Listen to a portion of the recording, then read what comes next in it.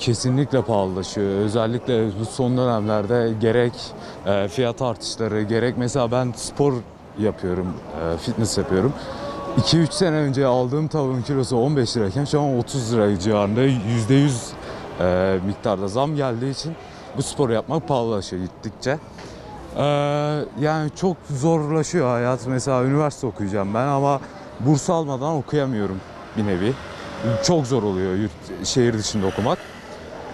Yani gittikçe kötüleşiyor durum maalesef. Ya mesela artık fakirler zaten durum olarak daha da kötüleşiyor. Ama eskiden orta halli insanlar bile artık bu dönemde çok daha fazla zorlanmaya başladılar. Yani bu bile ülkedeki ne kadar zor durumda kalan insan olduğunu göstereceğiz. Doğru, her gün alım gücü düşüyor yani. Her geçtiğin gün düşüyor yani. Hele biz emeklilerin alım gücü daha da düştü yani. Gençlere gelirse bize gelirse yok.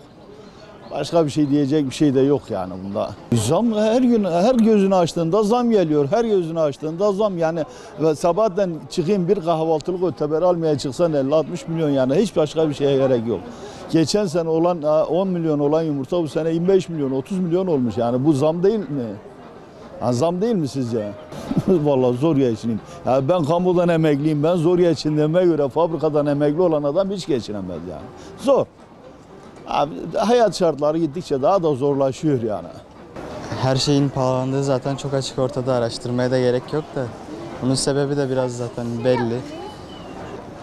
Doğruyu söyleyenlerin. Sevilmediği bir dönemdeyiz şu anda çünkü. Yani yurt dışına oranla zaten çok fazla gerideyiz. Yani 2 haftalık bir asgari ücret çalışması orada en iyi telefonu alabilirken burada yaklaşık 6 aya denk geliyor. Yemeden içmeden. Bu da bir telefon için, telefon gibi ihtiyaç için çok fazla. Bu sene üniversiteye geçtim, işte tercihler açıklanacak. İşte burs fiyat, yani verilen burs belli, işte kredi vesaire belli ama öğrenci evi fiyatları olsun, işte ev kiraları, en ucuz yurt bile artık burstan çok daha pahalı. Bunun yemesi var, şeyi var. Sadece hani bu yurtlarda sadece kahvaltı dahil. 2 öğün yemeği var, yol parası var. Başka şehirde olacaksın yani bir son şey var. İmkanı yok da hani asgari ücretle çalışan birinin üniversite öğrencisi okutması imkansız. Asgari ücretin tamamını bile verse artık zaten büyük şehirlerde öğrenci olarak yaşamak o parayla bile zor. Bu durumda işte kimse asgari ücrette şey düşünmüyor hani simitle gün geçirmeyi hesaplıyorlar. O şekilde günü geçirebilirsiniz diyorlar. Bunu da utanmadan söylüyorlar. Tabii katılırız yani şu an yaşam gücü gerçekten de zorlaştı. Ben daha önceden çiftçiliğe gidiyordum.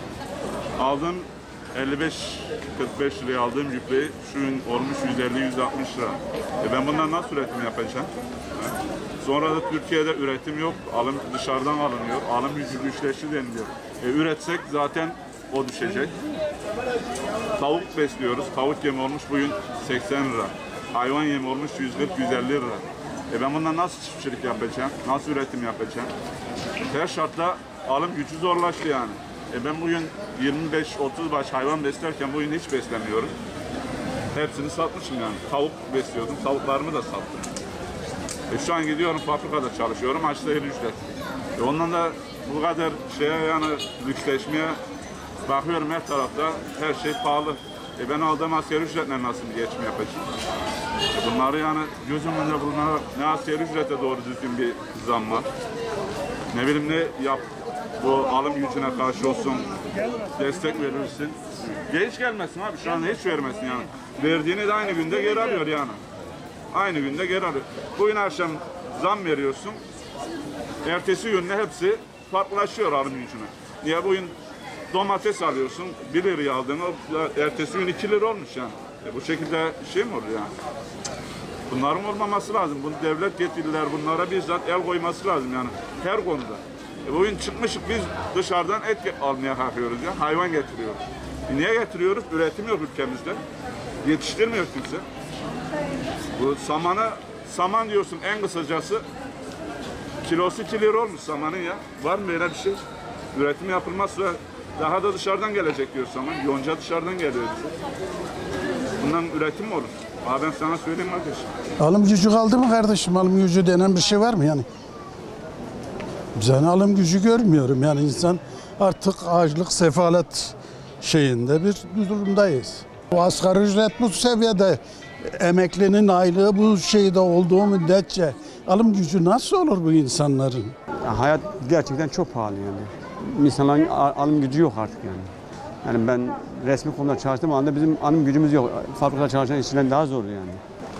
Zor, şartlar zor yani. Bunun artık devlet bir önlem alması lazım yani. Bize zam vermiş, elektriğe %24 zam gelmiş, doğalgaza %30 zam gelmiş. Ne fark ediyor? Bize verilen zamın bir anlamı kaldı mı? Kaldı mı? Kalmadı. Alım gücü zayıf insanların. Yani şu an her şey yüksek, fiyatları yüksek, alım gücü düşük yani. Maaşlara zam yok. Geçen yıla göre fiyatlar çok farklı. Dediğim gibi çalışanlara üstüne zam da yok. Hayat pahalılığı var yani. Evet, hiçbir şey alınmıyor, her şey pahalı, hiçbir şeyin önüne geçilmiyor. %100 her şey zamlanıyor. 2 ayda bir falan zam geliyor. Hiçbir şey bu zamın önüne geçilmiyor.